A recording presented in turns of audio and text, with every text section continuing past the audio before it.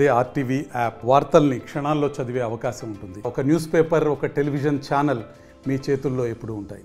కూటమి సంవత్సరంన్నర పాలనలో భీమవరం నియోజకవర్గంలో జరిగిన అభివృద్ధిపై ప్రస్తుతం మనతో మాట్లాడడానికి టీడీపీ రాష్ట్ర కార్యదర్శి, భీమవరానికి చెందిన టీడీపీ సీనియర్ నేత కోళ్ళ నాగేశ్వరరావు ఉన్నారు.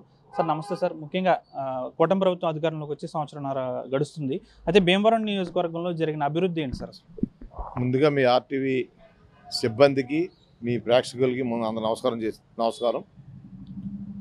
భీమవరం నియోజకవర్గం 2024 ఎలక్షన్లో చరిత్రలో ఎప్పుడు లేని విధంగా కూటమి అభ్యర్థి పులపర్తి రామాంజనేయులు గారు కానీ, నర్సాపురం పార్లమెంట్ అభ్యర్థి భూపతిరాజు శ్రీనివాసవరం అత్యధిక మేరతో గెలిచారు.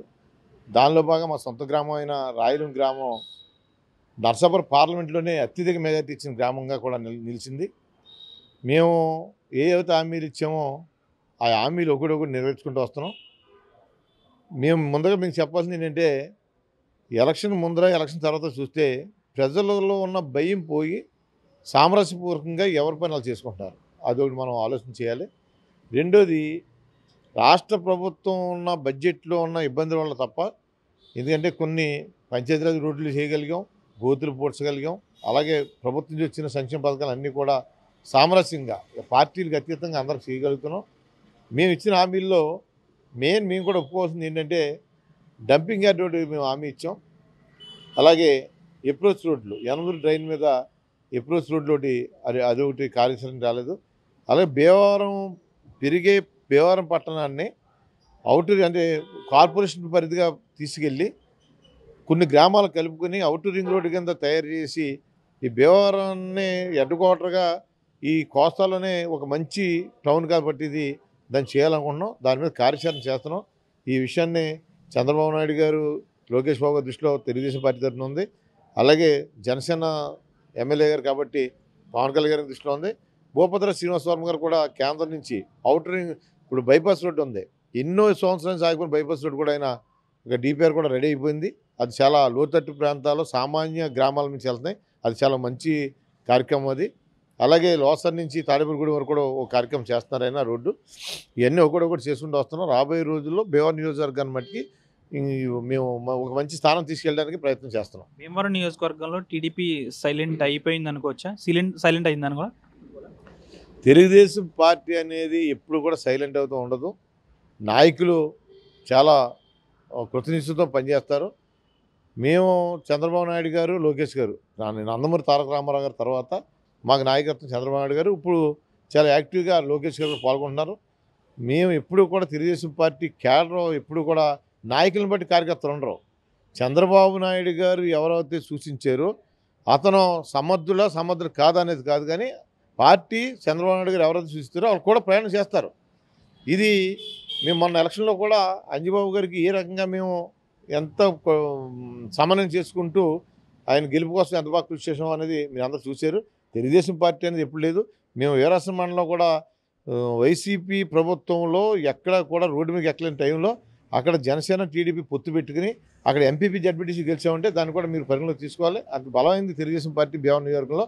వాళ్ళ కార్యకర్తలు, ఓటర్కి ఎప్పుడు కూడా ఎవరు ఉన్నారు ఇక్కడ నాయకత్వం అనేది చూడరు. పదవుల కోసం అంతగా ఆతృతపడి ఆశించరు. ఎప్పుడు కూడా ప్రజల కోసం, ప్రజల సంక్షేమం కోసం పాటుపడే కార్యకర్తలే ఉంటారు తెలుగుదేశంలో. మీ విషయానికి వస్తే ఎన్నో ఏళ్ళుగా టీడీపీలో ఉన్నారు.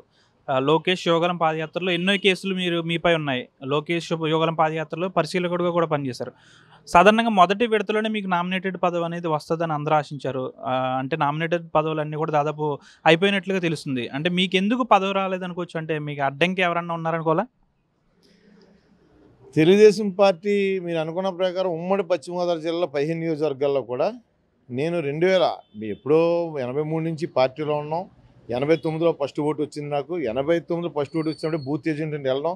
ఆ రోజు కాంగ్రెస్ పార్టీకి వెళ్తే ఆ బూత్లో ఉన్న గొడవలకి నన్ను 3 నెలలు నేను రిమాండ్లో ఉండటం, మళ్ళీ నేను నిర్దోషంగా నిరూపించుకుంటాం, రాజకీయ గొడవలు అయ్యి.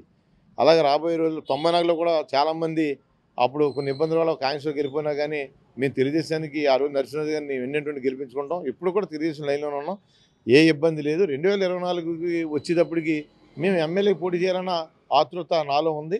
దానికి అనుగుణంగా 2019లో పార్టీ ఓడిపోయిన కానీ కూడా పక్కగా కరోనా టైంలో ఎవరు కూడా పెద్దలందరూ కూడా బయట రాని పక్షంలో కూడా భీమవరం నియోజకవర్గంలో అప్పుడున్న అధికార పార్టీ నాయకులను ఎదిరించి హాస్పిటల్లో కరోనా టైంలో హాస్పిటల్లో బెడ్స్ విషయంలో కానీ అలాగే అన్నీ కూడా కొన్ని చోట్ల రెడ్ జోన్లు పెట్టారు. రెడ్ జోన్ విషయంలో మందులు ఇవ్వడంలో కానీ మంచిలు ఇవ్వడం కానీ ఎన్నో కార్యకర్తలు ఇబ్బంది పెట్టినా సరే నేను నా తెలుగుదేశం నాయకులు అందరం కూడా వెన్నుదండగా ఉన్నాం. పోలీసు వారిని కానీ అందరం కూడా ఎదిరించాం. కార్యకర్తలకి అండదండగా ఉన్నాం. ఎప్పుడు కూడా దేనికి వెనకాడలేదు. జగన్మోహన్ రెడ్డి భీమవరం సభకు వస్తే నేను చెప్పాను, నువ్వు ఇచ్చిన హామీలు నెరవేర్చి బయట రమ్మంటే భీమవరం అడుగుపెట్టమంటే ఆ రోజు డిఎస్పీ వచ్చి నన్ను అవసరం చేయడం జరిగింది. యోగాల మీద దాడి చేసినప్పుడు సమర్థంగా ఎదుర్కొన్నాం మేము. అలాగే ఈ 170 నియోజకవర్గాల్లో ఆయన యోగాల పాదయాత్ర కానీ రా కదలరా సభలో కానీ సుమారుగా 20-25 సభలకు నేను పరిశీలకుడిగా పనిచేశాను. కాకినాడ 102 అలాగే పోలవరం చంద్రపూడిలో పరిశీలకుడిగా పనిచేశాను. భీమవరంలో ఏ విషయంలో అయినా సరే రా కదలరా ఆసన సభల విషయంలో కానీ బస్సు యాత్రలో కానీ యోగాల పాదయాత్రలో కానీ ఏ కార్యక్రమం చూసినా రైతులు ధర్నాలో కానీ బీసీల కోసం పోరాడిన విషయంలో కానీ ఏ విషయం సరే ముందుండే నేను ప్రభుత్వం మీద ఆ రోజు ప్రభుత్వం చేసే దుర్మార్గాల మీద ఫైట్ చేయడం ఇప్పుడు ఎన్ని తిరగలేదు.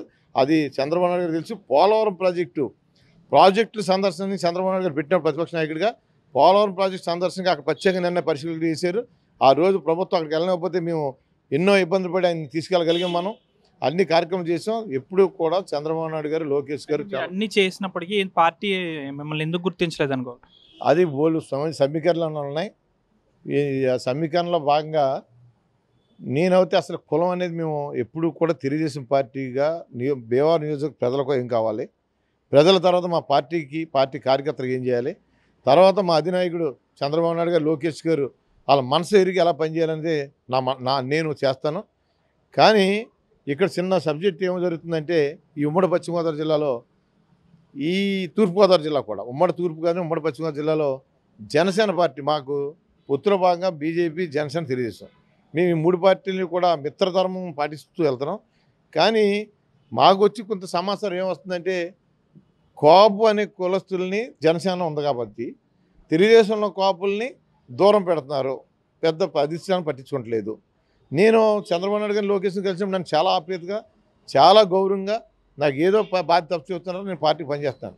కానీ తెలుగుదేశంలో ఉన్న కాపులకి పదవి ఇవ్వాల్సి వచ్చినప్పుడు కులం అడ్డు వస్తుంది అంటున్నారు. అది ఎంతవరకు అనేది తెలీదు. కానీ ఇది చాలా మరి రాబోయే రోజుల్లో తెలుగుదేశంలో ఉన్న కాపులు చాలా ఇబ్బందిగా ఉంది, చాలా బాధగా ఉన్నారు. ఎందుకంటే ఉమ్మడి పశ్చిమ గోదావరి జిల్లాలో డీసీజీబీ చైర్మన్ అనేది అనాదిగా ఇప్పుడు పురాతన నుంచి కూడా కాపు కులస్తులు చేస్తున్నారు. దానిలో భాగంగానే నేను వాళ్ళని ఏం అడగలేదు. పదవి డీసీజీబీ చైర్మన్ ఎలక్షన్కి వెళ్ళినా సరే లేదా నామినేట్కి ఇచ్చినా సరే నన్ను గుర్తించే పదవి అని అడిగాను. సుమారు 12 మంది ఎమ్మెల్యేలు చెప్పారు. ఆ పదవి నాకు వస్తుంది అనుకునేటప్పటికి ఆఖరి నిమిషంలో ఆ పదవి కూడా చేజారిపోయింది. అలాగా ఏదైనా సరే ఒక ఉన్నతమైన పదవి మనం ఆశించేటప్పటికీ మీరు కాపులు కదా, తెలుగుదేశంలో కాపులు ఏముంటుంది, జనసేనలో ఉన్నారు కదా కాపులు, వాళ్ళని చూసుకుంటే సరిపోద్ది అనేది వస్తుంది. ఇది చాలా బాధాకరమైన విషయం. ఎందుకంటే మేము తెలుగుదేశం పార్టీ మూలాలు ఉన్న వ్యక్తులు, చంద్రబాబు నాయుడు లోకేష్ గారిని అత్యున్నత స్థాయిలో చూడాలన్న వ్యక్తులు, అలాగే ప్రజల కోసం ప్రతి నిత్యం ఒకటి లెక్కేసుకోండి మాకు పదవితో సంబంధం లేకుండా పనిచేస్తాను. నేను ఈ రోజు కూడా ప్రభుత్వం వచ్చి 15 నెలలు అయింది. 15 నెలల్లో నన్ను ఏ విధమైన గుర్తింపు వాళ్ళు ఇచ్చినా ఇవ్వకపోయినా ప్రజల కోసం పనిచేస్తున్నాను, పార్టీ కోసం పనిచేస్తున్నాను, అధినాయకుడి కోసం పనిచేస్తున్నాను. నేను బుడమేరు మునిగిపోయినప్పుడు కూడా విజయవాడలో 30 డివిజన్లో నన్ను ఇన్ఛార్జిగా చేశారు. ఆ రోజు విజయవాడ అన్ని డివిజన్లో కల్లా ఫస్ట్ సారిగా అది అక్కడ మురికి నీటిలో గదిలోకి వచ్చేస్తే ఫైర్ ఇంజిన్ తెచ్చి ఆ మురికిని తోడించే కార్యక్రమం మేమే పెట్టాం ఫస్ట్ విజయవాడలో.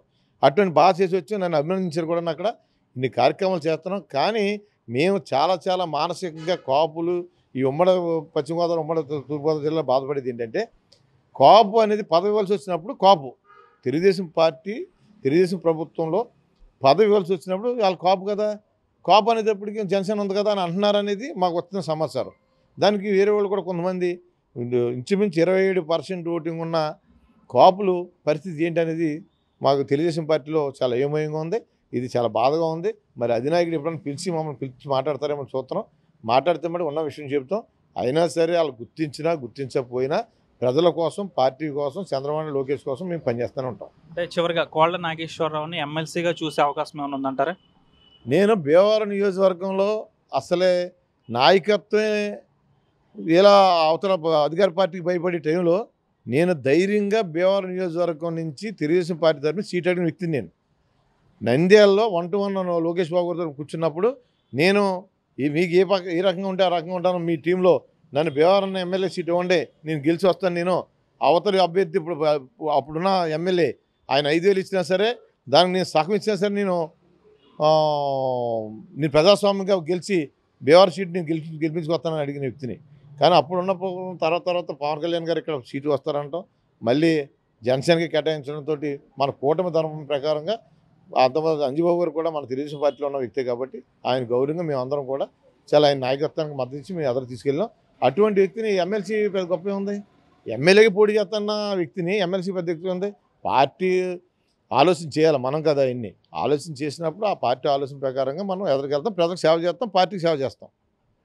దాదాపుగా టీడీపీలో ఉన్న కాపులకు అన్యాయం జరుగుతుందంటూ కూడా కోళ్ళ నాగేశ్వరరావు చెప్తున్నారు. తమకున్న సమాచారం ప్రకారం కాపులకు సంబంధించిన నామినేటెడ్ పదవులన్నీ జనసేనకు వెళ్తున్నాయి. ఇటు టీడీపీలో కాపులు కాస్త అసహనంతో ఉన్నారనేది మాకున్న సమాచారం అంటూ కూడా కోళ్ళ నాగేశ్వరరావు చెప్తున్నారు. ఏదేమైనప్పటికీ కూడా టీడీపీలో కరుడుగట్టిన వ్యక్తిగా నేను ఉన్నాను కాబట్టి పార్టీ అధిష్టానం తప్పకుండా నాపై ఉన్నతమైన శిఖరాలని చూసేలా చేస్తుందంటున్నారు. రానున్న రోజుల్లో తనకు ఎటువంటి పదవి ఇచ్చినా కష్టపడి పనిచేసి టీడీపీని బలోపేతం చేసేందుకు కృషి చేస్తానంటున్నారు కోళ్ళ నాగేశ్వరరావు. వేడి జన శేఖర్ మనోజ్, పశ్చిమ గోదావరి జిల్లా భీమవరం నుంచి. తెలుగులో న్యూస్ కి ఫాస్టెస్ట్ యాప్ ఇప్పుడు టోటల్లీ న్యూ అవతార్లో జస్ట్ 5 seconds లో కంప్లీట్ న్యూస్. సోషల్ మీడియాలో ట్రెండ్స్ కి one stop solution. Live TV app voice search option తో ఇప్పుడే డౌన్లోడ్ చేయండి లేదా అప్డేట్ అయిపోండి. యాప్ లింక్ డిస్క్రిప్షన్ లో ఉంది.